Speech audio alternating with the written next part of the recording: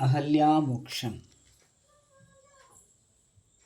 എന്തതു കേട്ടു വിശ്വാമിത്രനു മുര ചെയ്തു പന്നകശായി പരൻ തന്നോട്ടു പരമാർത്ഥം.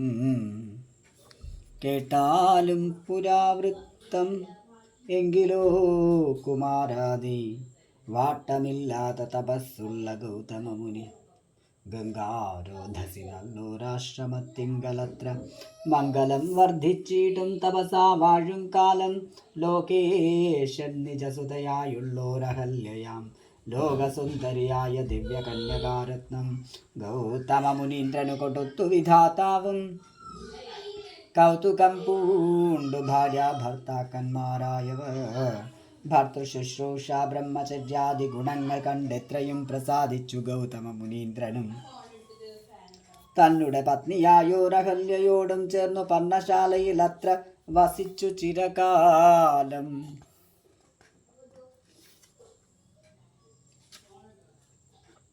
വിശ്വമോഹിനിയായോരഹല്യാരൂപം കണ്ടു ദുശ്ചവനനും കുസുമായുധവശനായാൻ. ചെന്തൊണ്ടിവായ് മലരും പന്തൊക്കും മുലകളും ചന്തമേറിയിട്ടും തുടക്കാമ്പും ആസ്വദിപ്പതിനെന്തൊരു കഴിവെന്നു ചിന്തിച്ചു ശതമഖൻ. ചെന്താർബാലാട്ടിക്കൊണ്ടു സന്താപം മുഴുക്കയാൽ സന്തതം മനക്കാമ്പിൽ സുന്ദരഗാത്രീ രൂപം ചിന്തിച്ചു ചിന്തിച്ചനങ്കാന്ധനായി വന്നാനല്ലോ അന്തരാത്മനി വിബുധേന്ദ്രനും അതിനിപ്പോൾ അന്തരം വരാതെയൊരന്തരമെന്തെന്നോർത്തു ലോകേശാത്മജസുതനന്ദനനുടെ രൂപം നാഗനായകൻ കൈക്കൊണ്ടന്ത്യയാമാദിയിങ്കൽ. സന്ധ്യാവന്ധനത്തിനു ഗൗതമൻ പോയ നേരം അന്തരാപ്പുക്കാനുടജാന്തരേ പരവശാൽ സുത്രാമാവഹല്യയെ പ്രാപിച്ചു സസംഭ്രമം. സത്വരം പുറപ്പെട്ട നേരത്തു ഗൗതമനും മിത്രൻ തന്നുദയമൊട്ടടുത്തിയിലെന്നു കണ്ടു ബദ്ധ സന്ദേഹം. ചെന്ന നേരത്തു കാണായി വന്നു വൃത്രാരാധിക്കു മുനിശ്രേഷ്ഠനെ ബലാലപ്പോൾ. വിത്രസ്തനായെത്രയും വേബധു പൂണ്ടു നിന്നാൻ തന്നുടെ രൂപം പരിഗ്രഹിച്ചു വരുന്നവൻ. തന്നെ കണ്ടതി കോപം കൈക്കൊണ്ടു മുനീന്ദ്രനും നില്ലാരാകുന്നതെന്തിതു ദുഷ്ടാത്മാവേ ചൊല്ലു ചൊല്ലെന്നോടു നീയല്ലാമേ പരമാർത്ഥം.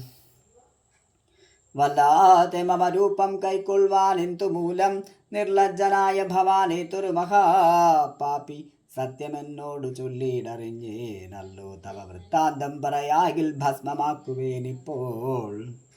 ചൊല്ലിനാനതു നേരം താപസേന്ദ്രനെ നോക്കി സ്വർലോകാധിപനായ കാമകിങ്കരനഹം. വല്ലായ്മയെല്ലാം അകപ്പെട്ടിതു മൂഢത്വം കൊണ്ടെല്ലാം നിന്തിരുപടി പൊറുത്തു കൊള്ളേണമേ.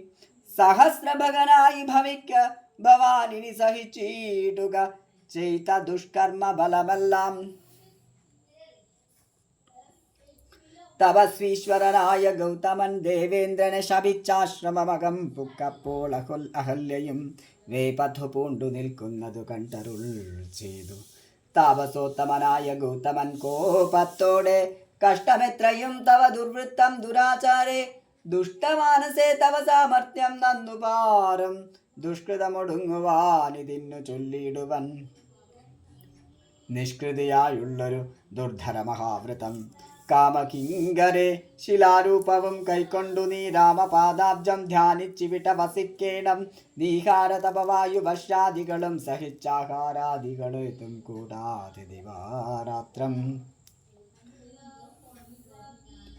നാനാജന്തുക്കളൊന്നും ഇവിടെയുണ്ടായി വരാ കാനനദേശേ മദീയാശ്രമേ മനോഹരേ. ഇങ്ങനെ പല ദിവ്യവത്സരം കഴിയുമ്പോൾ ഇങ്ങെഴുന്നെള്ളും രാമദേവനും അനുജനും ശ്രീരാമപാദാംഭോജ സ്പർശമുണ്ടായിടുന്നാൾ തീരും നിൻ ദുരിതങ്ങളെല്ലാം എന്നറിഞ്ഞാലും.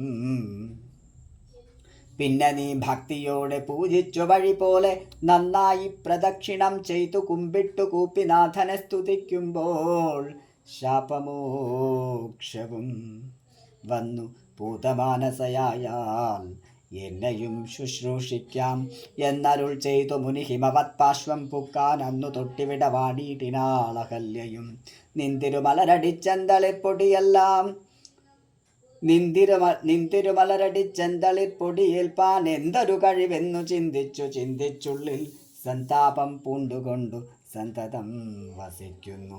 സന്തോഷ സന്താനമേ ചിന്താമണി, ആരാലും കണ്ടുകൂടാത്തൊരു പാഷാണാങ്കിയായി ഘോരമാം തപസ്സോടും ഇവിടെ വസിക്കുന്ന ബ്രഹ്മനന്ദനയായ ഗൗതമ പത്നിയുടെ കൽമഷമശേഷവും നിന്നുടെ പാദങ്ങളാൽ ഉന്മൂലനാശം വരുത്തിയിടണമെന്നു തന്നെ നിർമ്മലയായി വന്നിടും അഹല്യാദേവി എന്നാൽ. ഗാധിനന്ദനൻ ദാശരഥിയോടേവം പറഞ്ഞാശു തൃക്കയ്യും പിടിച്ചുടജാങ്കണം പുക്കാൻ. ഉഗ്രമാം തപസ്സൊടുമിരിക്കും ശിലാരൂപമഗ്രേ കാൺകെന്നു കാട്ടിക്കൊടുത്തു മുനിവരൻ. ശ്രീപാദാംബുജം മെല്ലെ വച്ചിതുരാമദേവൻ. ശ്രീപതി രഘുപതി സത്പതി ജഗത്പതി രാമോഹമെന്നു പറഞ്ഞാമോദം പൂണ്ടുനാഥൻ. കോമളരൂപൻ മുനിപത്നിയെ വണങ്ങിനാൻ. അന്നേരം നാഥൻ തന്നെ കാണായി തഹല്യയ്ക്കും വന്നൊരാനന്ദമേതും ചൊല്ലാവതല്ലയല്ലോ. താപസശ്രേഷ്ഠനായ കൗശിക മുനിയോട്ടും താപസഞ്ചയം നീങ്ങുമാറു സോദരനോടും ശാപനാശനകരനായൊരു ദേവൻ തന്നെ. ചാപബാണങ്ങളോടും പീതമാം വസ്ത്രത്തോടും ശ്രീവത്സവത്സത്തോടും സുസ്മിത വക്രത്തോടും ശ്രീവാസാംബുജധര സന്നിഭ നേത്രത്തോടും വാസവനീലമണി സംഘാഷഗാത്രത്തോടും വാസവാദ്യമരൗഖവന്ദിത പാദത്തോടും പത്തു ദിക്കിലുമൊക്കെ നിറഞ്ഞു കാന്തിയോടും ഭക്തവത്സലൻ തന്നെ കാണായി തഹല്യയ്ക്കും. തന്നുടെ ഭർത്താവായ ഗൗതമ തപോധനൻ തന്നോട് മുന്നമുര ചെയ്തതുമോർത്താളപ്പോൾ നിർണയം നാരായണൻ താനിതു ജഗന്നാഥനർണോജ വിലോചനൻ പത്മജാപനോഹരൻ. ഇത്തമാത്മനി ചിന്തിച്ചുത്താനം ചെയ്തു ഭക്ത്യ സത്വരമർഖ്യാദികൾ കൊണ്ടു പൂജിച്ചിടിനാൾ. സന്തോഷാശ്രുക്കൾ ഒഴുകിയിടും നേത്രങ്ങളോടും സന്താപം തീർന്നു ദണ്ഡ നമസ്കാരവും ചെയ്താൽ.